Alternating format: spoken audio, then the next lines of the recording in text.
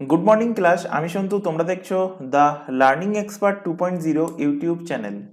আজকে তোমাদের ইতিহাসের উপর থেকে থাকছে 26 নম্বর ক্লাস, এবং 26 নম্বর ক্লাসে আমরা যে টপিকটা পড়ব বলেছিলাম যে দক্ষিণ ভারতের যে ছোট ছোট সাম্রাজ্যগুলো সেই সমসাময়িক চলছে সেগুলো নিয়ে।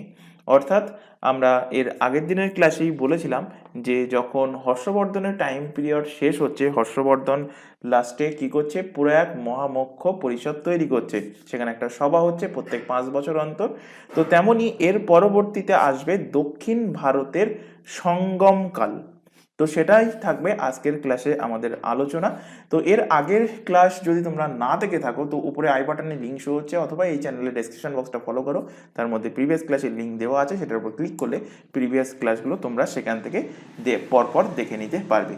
তো ওপরে হেডিং করো যে সাউথ ইন্ডিয়া, অর্থাৎ দক্ষিণ ভারত।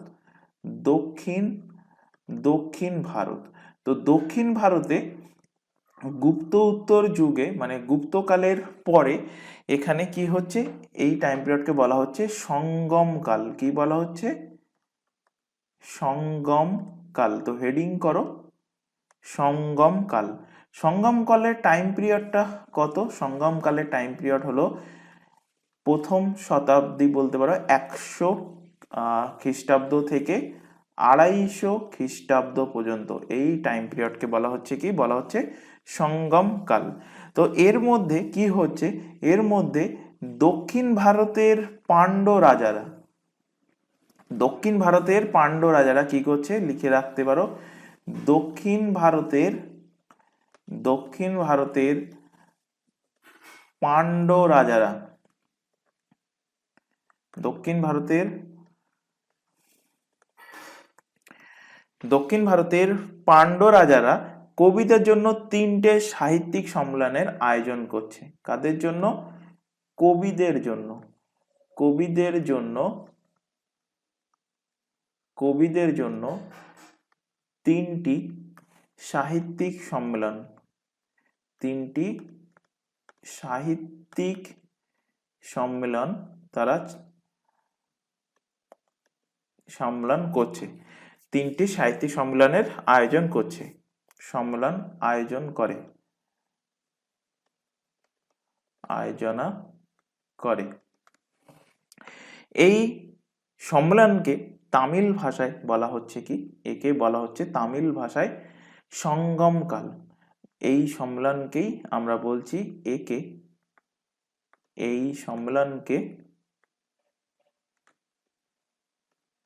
সম্মেলনকে তামিল ভাষাতে কি বলা হচ্ছে? বলা হচ্ছে সঙ্গমকাল, বলা হচ্ছে সঙ্গম পিরিয়ড বা সঙ্গমকাল বলা হচ্ছে। কোন ল্যাঙ্গুয়েজে? তামিল ল্যাঙ্গুয়েজে। তো প্রথম সঙ্গম কখন হচ্ছে বা এখানে কি হচ্ছে, হেডিং করো প্রথম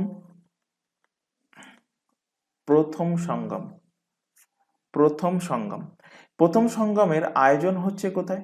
আয়োজন হচ্ছে দক্ষিণ মাদুরাতে। কোথায়? মাদুরাই এখন জায়গার নাম, আগে ছিল মাদুরা। তো সেই দক্ষিণ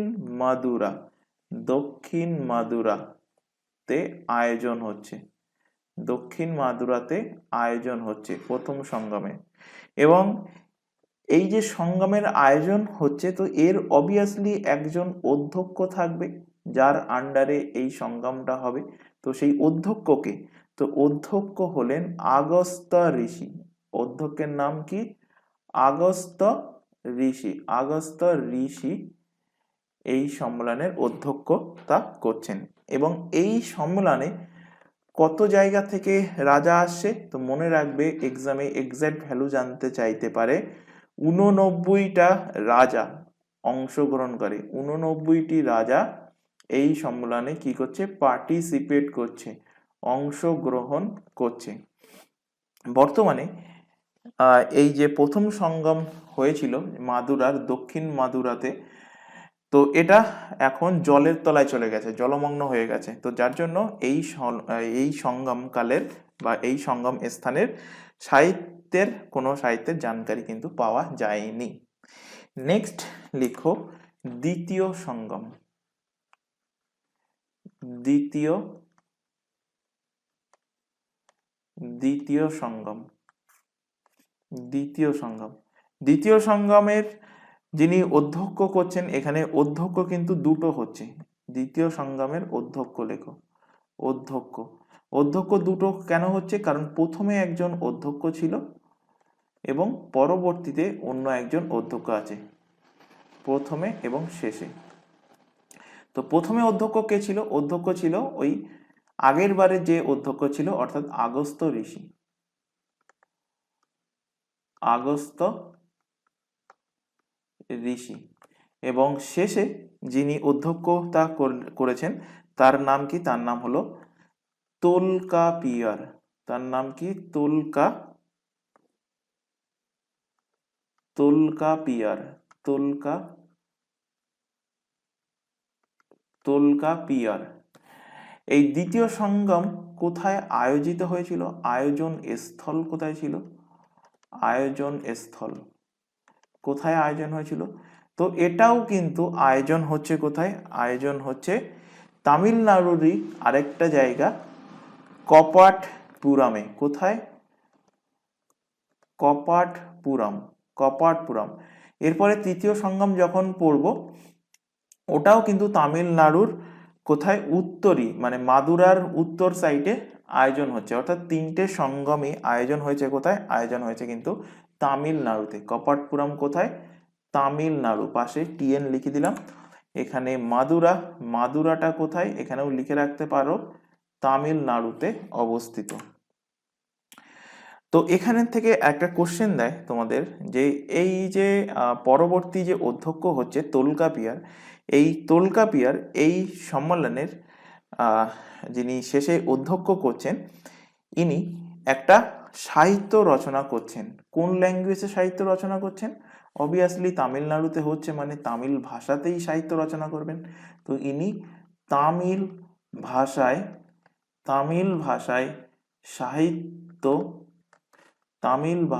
সাহিত্য রচনা করেন।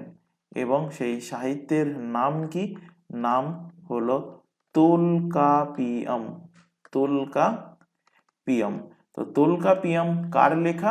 তোলকাপিয়ারেরই লেখা বই হলো কি? তোলকাপিয়াম। নেক্সট হেডিং করো তৃতীয় সঙ্গম। তৃতীয় সঙ্গম, থার্ড সঙ্গম। এই তৃতীয় সঙ্গমের আয়োজন কোথায় হচ্ছে? এক্ষুনি বললাম, উত্তর সাইডে, উত্তরী মাদুরাতে আয়োজন হচ্ছে। উত্তরী মাদুরাতে এই তৃতীয় সঙ্গমের আয়োজন হচ্ছে। এবং এর অধ্যক্ষতা কে করছেন?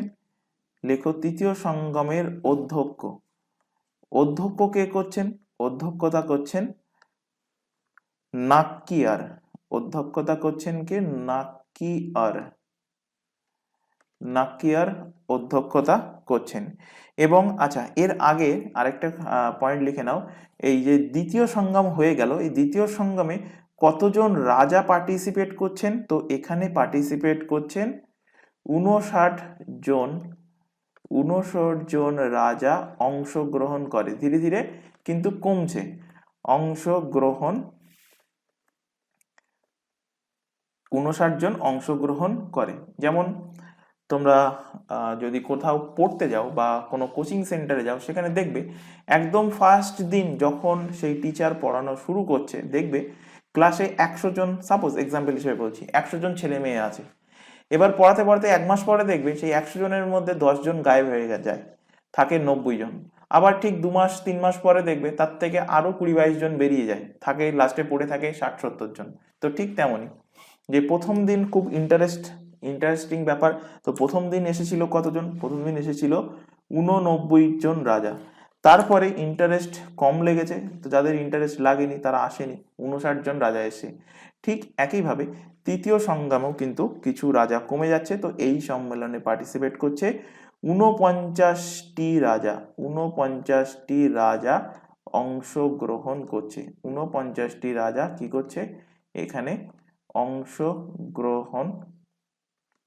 অংশগ্রহণ করে। এই যে তিনটে সঙ্গম হলো, এখান থেকে তোমরা একটা ছোট নোট করে নিতে পারো, নোট আকারে। এই তিনটে সঙ্গমই হয়েছে কোথায়?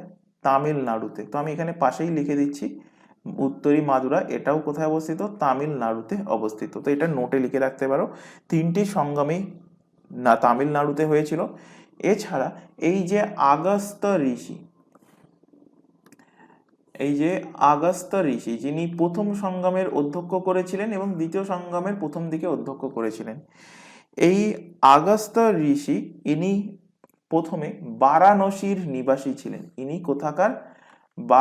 বানারস বা বারাণসী, বারাণসী, বারাণসীর ইনি নিবাসী ছিলেন।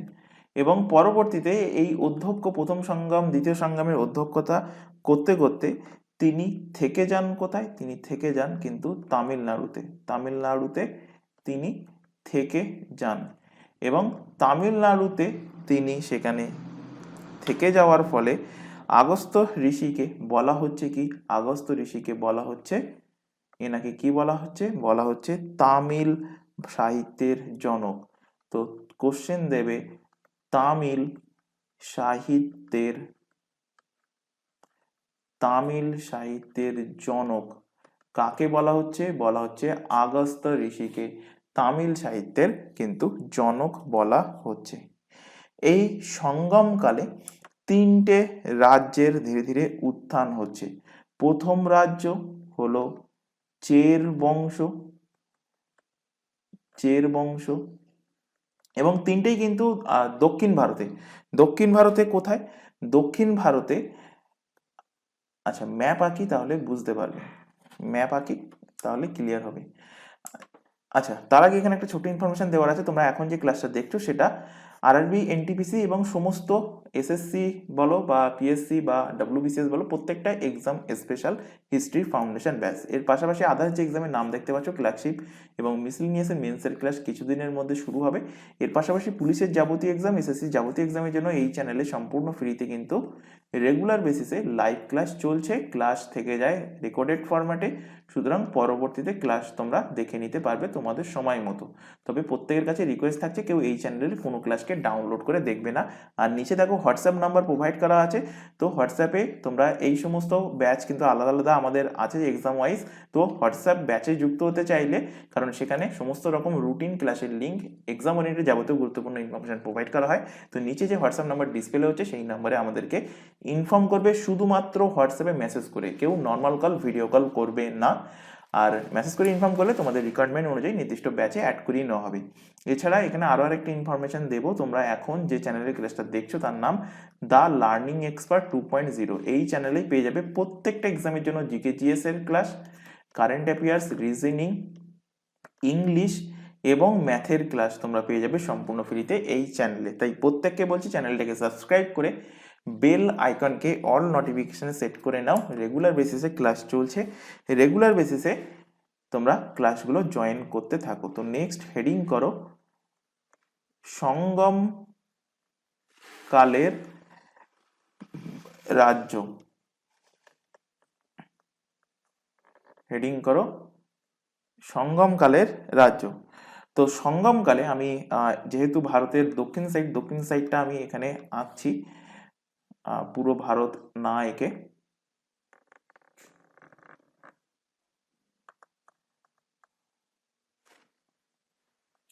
যাই হোক, সাউথ সাইড আশা করি বোঝা যাচ্ছে। এখানে দেখো আমি হলুদ কালার দিয়ে যে বর্ডারটা আঁকছি, এটা হলো কি বর্তমানে কেরালার পজিশন, বর্তমানে কেরালার পজিশন। এবং কেরালার ডান সাইডে আছে কি, যেটা আমি ব্লু কালার দিয়ে আঁকছি, এটা হলো তামিলনাড়ুর পজিশন, তামিলনাড়ুর পজিশন। এবং তার উপরে আছে অন্ধ্রপ্রদেশ, এদিকে আছে, এদিকে এটা আছে কর্ণাটক, এদিকে আছে অন্ধ্রপ্রদেশ, তেলেঙ্গানা, এসব আছে। তো এখানে দেখো এই সঙ্গমকালে মূলত তিনটি রাজ্যের উত্থান হচ্ছে। এবং আমরা প্রত্যেকেই জানি যে এখান থেকে আমাদের বঙ্গোপসাগরে পড়েছে কি, বঙ্গোপসাগরে পড়েছে কি নদী? নদীর নাম হলো কৃষ্ণা রিভার। নদীর নাম কি?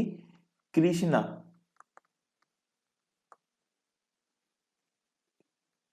কৃষ্ণা রিভার, কৃষ্ণা নদী এখান দিয়ে বইছে।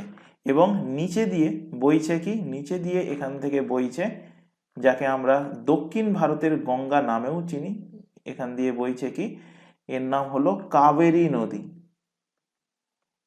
কাবেরী নদী, কাবেরী রিভার, কাবেরী নদী।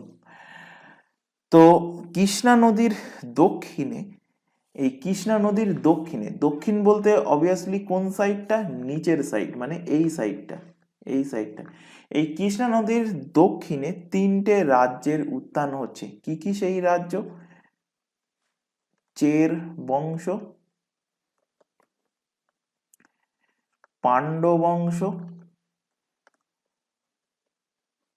পাণ্ডব বংশ এবং চোল বংশ, এবং চোল বংশ, চোল বংশ, এই তিনটে বংশের উত্থান হচ্ছে। এবং এই রাজ্যের ব্যাপারে আমরা জানকারি কোথা থেকে পাচ্ছি? আমরা তথ্য অর্থাৎ জানকারি পাই, জানকারি বা তথ্য পাই কোথা থেকে? বই থেকে পাচ্ছি। কার বই থেকে পাচ্ছি? তো লিখে রাখো, মেগাস্থিনিসের ইন্ডিকা, মেগাস্থিনিসের ইন্ডিকা। মেগাস্থিনিস কার আমলে ভারত এসেছিল? চন্দ্রগুপ্ত মৌর্যের আমলে। তাই আমরা তখনই বলেছিলাম যে এই যে মৌর্যকাল বা মৌর্যকালের পরবর্তী যে সমস্ত বংশগুলো আসে, এদের সমসাময়িক দক্ষিণ ভারতে কিন্তু কিছু রাজবংশ আছে। মৌর্যকালের পরে অবভিয়াসলি মেনলি এই রাজবংশগুলো শুরু হয়েছে গুপ্ত টাইম পিরিয়ডের পরে, গুপ্তকালের পরে। তো সেইগুলো আমরা তার পরপর দেখব। তো মেগাস্থিনিসের ইন্ডিকা থেকে আমরা কিন্তু জানকারি পাচ্ছি সঙ্গমকালের এই সমস্ত রাজ্যের। এছাড়া আমরা জানকারি পাচ্ছি পাণিনির অষ্টাধ্যায়ী, পাণিনির, পাণিনির লেখা বইয়ের নাম কি? অষ্টাধ্যায়ী, পাণিনির অষ্টাধ্যায়ী, পাণিনির অষ্টাধ্যায়ী থেকে জানকারি পাচ্ছি। এছাড়া আমরা একটা ব্রাহ্মণ গ্রন্থ পড়ে এসেছিলাম বৈদিক কালে, নাম কি? তাত্রেয়, তাত্রেয়, তাত্রেয় ব্রাহ্মণ গ্রন্থ, তাত্রেয় ব্রাহ্মণ গ্রন্থ। এই তাত্রেয় ব্রাহ্মণ গ্রন্থ থেকেও আমরা কিন্তু জানকারি পাচ্ছি। এবার নেক্সট রাজবংশের হেডিং করো চের বংশ, হেডিং করো কি? চের বংশ,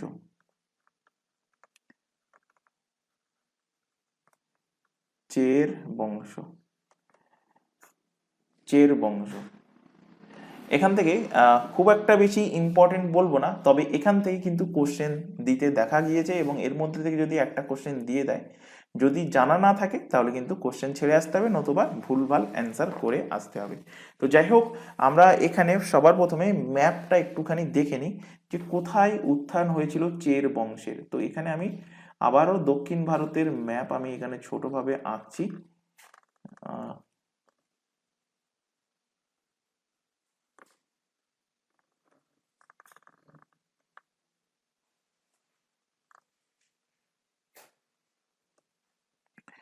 তো এখানে দেখো, এখানে লাল কালি দিয়ে মার্কিং করছি মূলত কেরালার পোর্শনটা, কেরালার পোর্শনটা। এখানে কোন বংশ আসছে? এখানে আসছে চের বংশ, চের বংশ। চের বংশের পাশে তামিলনাড়ুর দক্ষিণ সাইডে, তামিলনাড়ুর দক্ষিণ সাইডে এখানে হলুদ কালার দিয়ে আমি মার্কিং করলাম, ইয়েলো কালার দিয়ে। এই বংশটা নাম কি? পাণ্ডব বংশ, পাণ্ডব বংশ। এবং উত্তরের দিকে তামিলনাড়ুর উত্তর সাইডে, উত্তর সাইডে আমি সবুজ কালি দিয়ে মার্কিং করছি। দেখো তামিলনাড়ুর উত্তর সাইডে এখানে এই যে বংশটা, সবুজ কালি দিয়ে আমি বর্ডার দিয়ে মার্কিং করলাম। এখানে উদ্ভব হচ্ছে কোন বংশের? এখানে উদ্ভব হচ্ছে চোল, চোল বংশের উদ্ভব হচ্ছে। এবং একটু আগেই বললাম যে কৃষ্ণা নদীর দক্ষিণে এখান দিয়ে বইছে কি কৃষ্ণা রিভার, এখান দিয়ে বইছে কি কৃষ্ণা নদী, কি নদী কৃষ্ণা রিভার, কৃষ্ণা নদীর দক্ষিণে তিনটে রাজবংশের উত্থান হচ্ছে সঙ্গমকালে, চোল বংশ, চের বংশ এবং পাণ্ড্য বংশ। কি কি বললাম? চের বংশ, পাণ্ড্য বংশ এবং চোলা ডাইনেস্টি, চোল বংশ। তো হেডিং করো এখান থেকে চের বংশ। সঙ্গমকালে সব থেকে প্রাচীন বংশ যদি বলা হয় সেটা হবে কি এই চের বংশ। তো লিখে রাখো সঙ্গমকালের সব থেকে প্রাচীন বংশ, সঙ্গমকালের সব থেকে প্রাচীন বংশ কোনটা? এই চের বংশ হলো সঙ্গমকালের সব থেকে প্রাচীন বংশ। এদের ব্যাপারে আমরা জানতে পারি মেগাস্তিনিসের ইন্ডিকা, জানতে পারি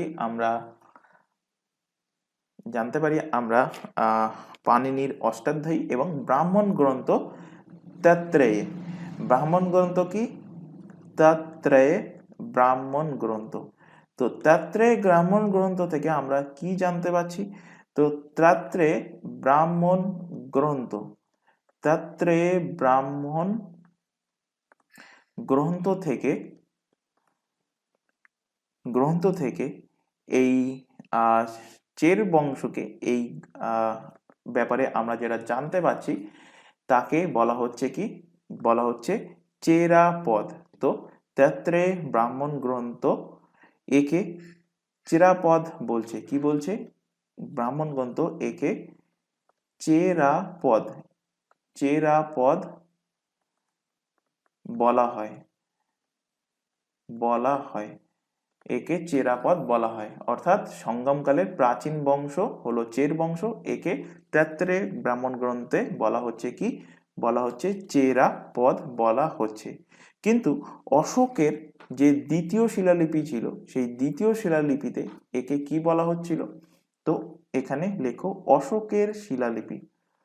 অশোকের কোন শিলালিপি? অশোকের সেকেন্ড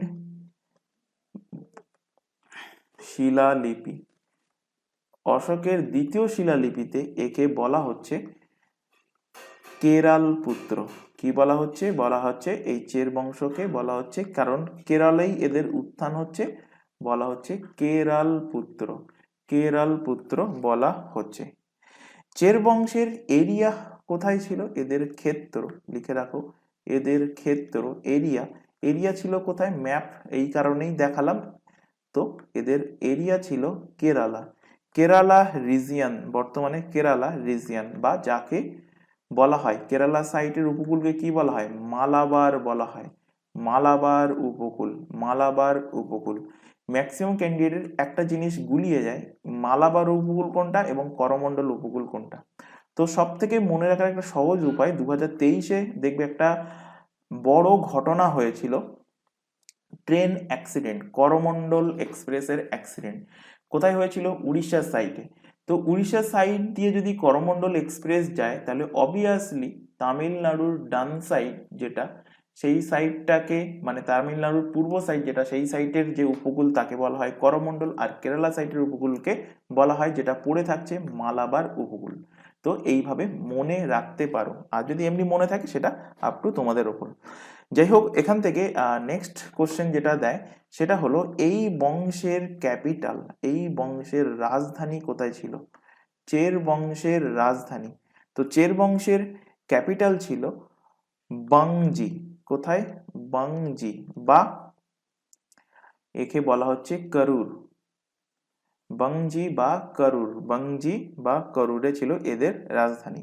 এবং এদের এই বংশের রাজ্য চিহ্ন কি ছিল? রাজ্য চিহ্ন, তো লিখে রাখো এই বংশের রাজ্য চিহ্ন ছিল ধনুক বা ধনুক ছিল এই বংশের রাজ্য চিহ্ন। এবং এখান থেকে আরেকটা কোশ্চেন দেয়, এই যে চের, চের শব্দের অর্থ কি, চের বংশের অর্থ মিনিং কি? তো চের বংশের অর্থ হলো পর্বতীয় দেশ, পর্বতীয় দেশ, কারণ ওখান দিয়ে কি গেছে, গেছে ওয়েস্টার্ন ঘাট, পশ্চিম ঘাট পর্বতমালা গিয়েছে কেরালার ওপর দিয়ে। তো এলাকাটা কেমন এলাকা, পর্বতীয় এলাকা, তাই চেরের অর্থ হলো কি, চেরের অর্থ হলো পর্বতীয় দেশ। এবার দেখো এখান থেকে চের বংশের শাসক আসছে, তো কোশ্চেন দেয় যে চের বংশের প্রথম শাসককে, চের বংশের প্রথম শাসক, চের বংশের প্রথম শাসক নাম কি, তার নাম হলো উদিয়ান জেরাল, উদিয়ান, উদিয়ান জেরাল। চের বংশের প্রথম শাসককে উদিয়ান জেরাল হলেন চের বংশের প্রথম শাসক। তো নেক্সট পেজে লেখো উদিয়ান জেরাল, উদিয়ান জেরাল। এদের ব্যাপারে অত ডিটেলসে জানার কোনো দরকার নেই, কে কে শাসক ছিল এবং এরা ইম্পর্টেন্ট কি কি কাজ করেছে সেইটুকু তোমরা জানবে। তো উদিয়ান জেরালের ব্যাপারে জানা যাচ্ছে কি, ইনি মহাভারতের যখন যুদ্ধ হয়েছিল সেই মহাভারতের যুদ্ধে সৈনিকদের ইনি খাবার খাওয়াতেন, অর্থাৎ ভোজন করাতেন। তো পাশে লিখে রাখতে পারো যে ইনি মহাভারতে, মহাভারতের সৈন্যদের, মহাভারতে সৈন্যদের ভোজন করাতেন, সৈন্যদের ভোজন, ভোজন করাতেন, খাবার খাওয়াতেন। এরপর উদিয়ানের পরবর্তী শাসক আসছে, তার নাম কি, তার নাম হলো সেন গুটবান। তার নাম কি, তার নাম হলো সেন গুটবান, সেন, সেন গুটবান, সেন গুটবান। সেন গুটবান কি করছে, ইনি কাঙ্গি পূজা করছে, কাঙ্গি, কাঙ্গি পূজা। কাঙ্গি পূজা বলতে কাঙ্গি বলা হয় মহিলাদের হাতে যে চুড়ি থাকে তাকে বলা হয় কাঙ্গি। তো সেই কাঙ্গি পূজা করছে কে, কাঙ্গি পূজা করছে এই সেন গুটবান। এছাড়া এই সেন গুটবানকে কি বলা হচ্ছে, এনাকে বলা হচ্ছে, এনাকে বলা হচ্ছে কি লাল চের। তো কোশ্চেন দেয় যে লাল চের নামে পরিচিত কে, লাল চের নামে পরিচিত হলেন এই সেন গুটবান। সেন গুটবানের পরে পরবর্তী শাসক আসছে, তার নাম হলো আদিগমান। এর পরবর্তী শাসকের নাম হলো আদিগ, আদিগমান। আদিগমান হলো পরবর্তী শাসক। ইনি কি করছেন, ইনি তার এলাকাতে আখের চাষ শুরু করছেন, আখের চাষ, আখের চাষ করেন। এর পরবর্তী শাসক আসছে এবং বলতে পারো একে অন্তিম শাসক, তার নাম হলো কুডকাইল জেরাল। তার নাম কি, কুডকাইল জেরাল, কুডকাইল জেরাল।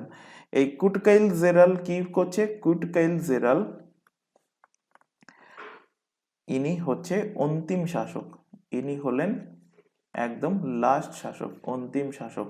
তো প্রথম শাসককে, প্রথম শাসকের নাম উদিয়ান জেরাল এবং লাস্ট শাসকের নাম কুডকাইল জেরাল, কুডকাইল জেরাল। চের বংশ এবার ধীরে ধীরে দ্বিতীয় শতাব্দীর শেষে, মানে প্রায় 190 সাল, 190 খ্রিস্টাব্দের শেষে চের বংশের সমাপ্তি হচ্ছে, চের বংশের, চের বংশের চ্যাপ্টার হয়ে যাচ্ছে ক্লোজ, সমাপ্তি হয়ে যাচ্ছে। এরপর দেখো এখানে সঙ্গমকালে দ্বিতীয় যে বংশটার উদ্ভব হচ্ছিল সেটা কি, সেটা হলো পাণ্ডব বংশ। তো পাণ্ডব বংশের লোকেশন কোথায়, আশা করি বুঝতে পেরেছো। পাণ্ডব বংশের, এই পাণ্ডব বংশের অর্থ কি, তো নেক্সট বংশের হেডিং করো এখান থেকে পাণ্ডব বংশ।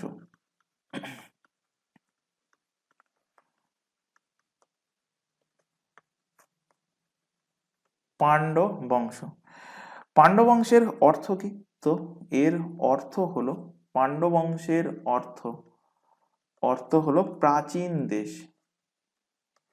পাণ্ডব বংশের অর্থ কি, অর্থ হলো প্রাচীন দেশ, এবং এই বংশটা ছিল কি মাতৃকেন্দ্রিক। পাণ্ডব বংশ ছিল কি মাতৃসত্তাত্মক বা মাতৃকেন্দ্রিক ছিল, অর্থাৎ পরিবারের প্রধান কে ছিল? পরিবারের প্রধান ছিল মাতা। পাণ্ডব বংশের রাজারা কিন্তু অনেক ধনী ছিল, এই জন্য পাণ্ডব রাজারা তিনটে সংগ্রামের আয়োজন করেছিল, যে সংগ্রাম তিনটের আমরা ফার্স্টে আলোচনা করেছি, এবং সেখানেই বলেছি যে সংগ্রামকালের যে সংগ্রামের আয়োজন কে করেছে? পাণ্ডব রাজারা। তো পাণ্ডব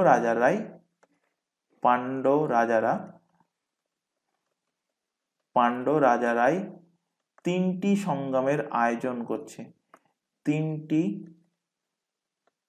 সংগ্রামের আয়োজন করে এবং সেই সংগ্রামের ব্যাপারে ডিটেলসে আমরা কিন্তু পড়ে এসেছি। এছাড়া পাণ্ডব বংশের কোশ্চেন দিতে পারে যে পাণ্ডব বংশের ক্ষেত্র কোথায়? তো ম্যাপে আশা করি এক্ষুনি আমরা দেখেছি যে পাণ্ডব বংশের ক্ষেত্র হলো তামিলনাড়ুর পোর্শন। তামিলনাড়ুর কোন পোর্শন? দক্ষিণী ভাগ। এই যে তামিলনাড়ুর কোন সাইড? এই যে দক্ষিণী ভাগ, দক্ষিণ তামিলনাড়ুর সাউথ ভাগ হলো পাণ্ডব বংশের ক্ষেত্র। তো লিখে রাখো, এনাদের এরিয়া হলো তামিলনাড়ুর দক্ষিণী ভাগ, সাউথ সেকশন অফ তামিলনাড়ু। এই বংশের রাজধানী কোথায় ছিল? পাণ্ডব বংশের রাজধানী।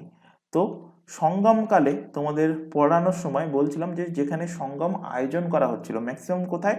প্রথম সংগ্রাম মাদুরাতে, এবং দ্বিতীয় সংগ্রাম কোথায় আয়োজন হয়েছে? দ্বিতীয় সংগ্রাম কাপাটপুরম, এবং তৃতীয় সংগ্রাম কোথায়? তৃতীয় সংগ্রাম উত্তরী মাদুরাতে। তো এই মাদুরাই ছিল তাদের রাজধানী, মাদুরা ছিল তাদের রাজধানী, যাকে এখন বলা হয় মাদুরাই নামে এখন পরিচিত। এই বংশের রাজকীয় চিহ্ন কি ছিল? এই বংশের রাজ্য চিহ্ন বা রাজকীয় হলোগ্রাম, রাজকীয় চিহ্ন কি ছিল? রাজকীয় চিহ্ন ছিল ফিশ, মাছ ছিল রাজকীয় চিহ্ন। এবং কোশ্চেন দেবে যে পাণ্ডব বংশের জানকারি আমরা পাচ্ছি কোথা থেকে? তো এই বংশের জানকারি আমরা পাচ্ছি মেগাস্থিনিসের ইন্ডিকা থেকে। কোথা থেকে? মেগাস্থিনিসের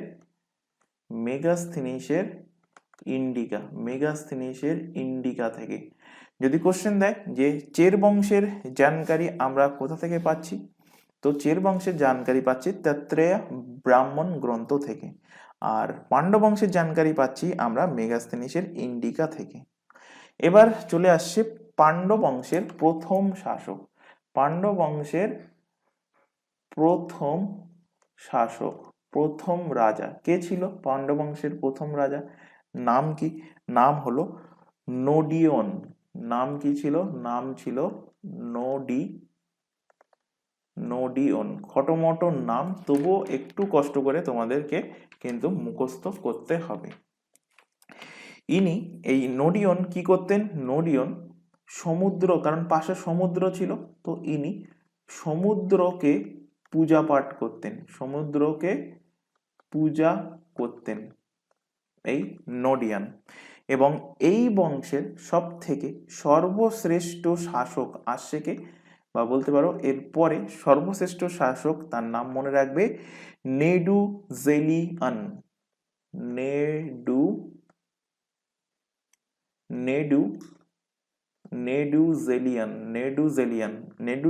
কে ছিলেন? এই বংশের প্রতাপী শাসক। লিখে রাখো, এই বংশের সর্বশ্রেষ্ঠ শাসক। প্রতাপী লিখতে হবে না, লিখে রাখো সর্বশ্রেষ্ঠ শাসক। এই বংশের সর্বশ্রেষ্ঠ শাসক, তার নাম কি? নেডুজেলিয়ান।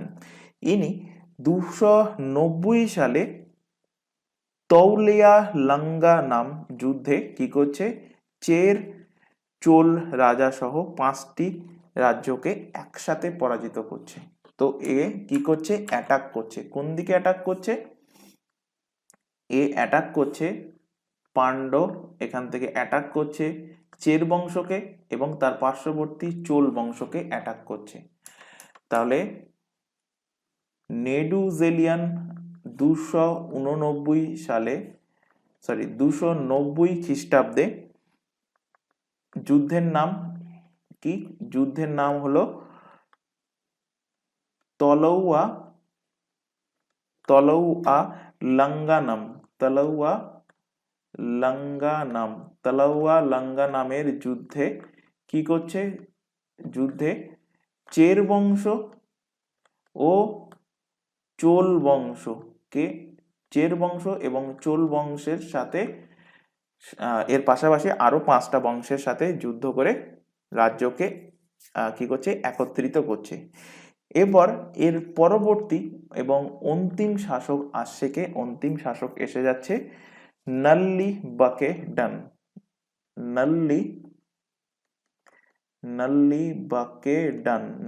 বাকেডান। এই বংশের অন্তিম শাসক এই বংশের অন্তিম শাসক অর্থাৎ পাণ্ডব বংশের অন্তিম শাসককে নল্লি বাকেডান। এরপর এই বংশ 5ম শতাব্দী আস্তে আস্তে পাণ্ডব বংশের অস্তিত্ব ধীরে ধীরে বিঘ্নিত হতে থাকে এবং পাণ্ডব বংশের সঙ্গে জানা যাচ্ছে যে রোমের রাজাদের এদের সাথে পাণ্ডব বংশের সাথে এদের সাথে রোমের রাজা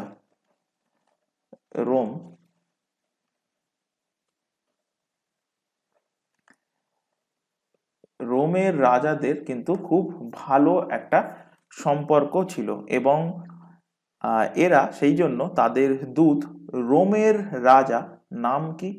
নাম হলো আগস্ট। রোমের রাজা আগস্ট এই আগস্টের দরবারে দূত পাঠায়। আগস্টের দরবারে কি পাঠাচ্ছে? রাজদূত পাঠায়। রাজদূত পাঠায়। কারা পাঠাচ্ছে? এই পাণ্ডব বংশের বংশধররা পাঠাচ্ছে। এবং পাণ্ডব বংশের যে রাজধানী বললাম কোথায়? মাদুরা বা মাদুরাই। এখান থেকে একটা কোশ্চেন তোমাদের বহুবার এক্সামে দিয়েছে। কোশ্চেন দেয় যে উৎসবের শহর বলা হয় কাকে? তো উৎসবের শহর বলা হয় এই মাদুরাইকে উৎসবের শহর বলা হয়। এছাড়া মাদুরাই থেকে আরেকটা কোশ্চেন দেয় যে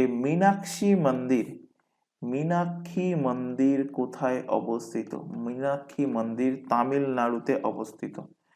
মীনাক্ষী মন্দির তামিলনাড়ুর মাদুরাইতে মীনাক্ষী মন্দির, এখানকার মন্দিরটা বিশ্ব প্রসিদ্ধ এই মীনাক্ষী মন্দির। তো এর পরবর্তী পাণ্ডব বংশ ধীরে ধীরে 5ম শতকে কি হচ্ছে? 5ম শতাব্দীতে বিলুপ্ত হয়ে যাচ্ছে। এরপর আমরা আলোচনা করব কি? চোল বংশ, চোল ডাইনেস্টি। তো চোল ডাইনেস্টি আমরা আলোচনা শুরু করব নেক্সট দিনের ক্লাসে। আজকের ক্লাসটা কিন্তু অনেকটাই লেন্দি হয়েছে, তো আজকের ক্লাস আমরা এখানে স্টপ করছি। আজকের ক্লাসে যদি কোথাও ডাউট থেকে থাকে সেটা অবশ্যই কমেন্ট বক্সে কমেন্ট করে জানাবে। ক্লাস ভালো লাগলে অতি অবশ্যই ক্লাসটাকে লাইক করবে, তোমার বন্ধু বান্ধবের মধ্যে শেয়ার করবে যারা কম্পিটিটিভ এক্সামের জন্য প্রিপারেশন নিচ্ছ। তো আজকের ক্লাস এই পর্যন্ত। নেক্সট দেখা হবে পরবর্তী ক্লাস নিয়ে। Thank you.